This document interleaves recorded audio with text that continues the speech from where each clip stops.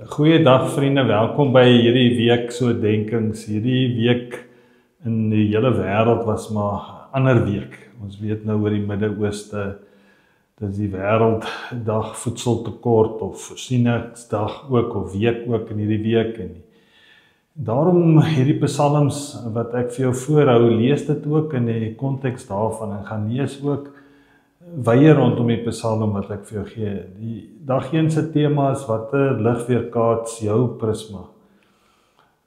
In Psalm 1 vers 1 tot 2 lees ek en jy die volgende.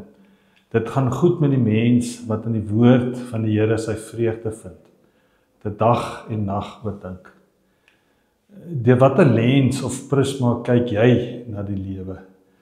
Psalms 1 tot 2 is juis die inleiding tot die hele psalmboek.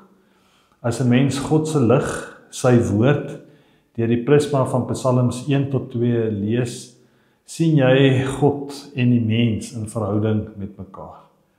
In Psalm 2 word God geteken as die handelende en teenwoordige God.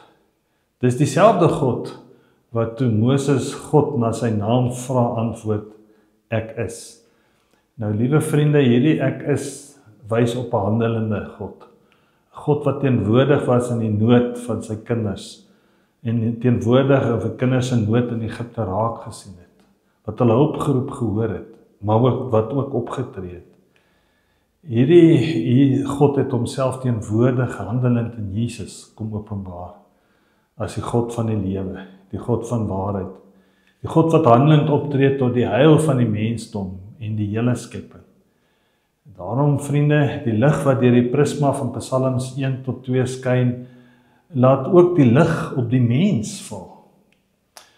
Die Psalm noem hier die mensdom die regverdiges en die goddeloses. Ons lees in Psalm 2 dat hulle, die goddeloses, dan planne teen God smee, in opstand kom teen God.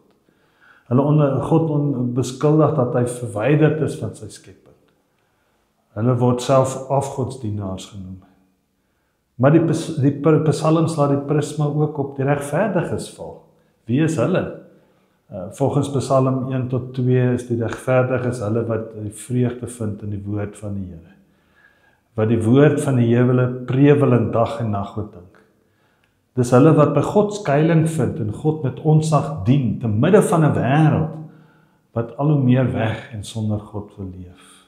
Kan ek dan vir jou die retoriese vraag vra, watter lig weerkaats jou lewensprisma?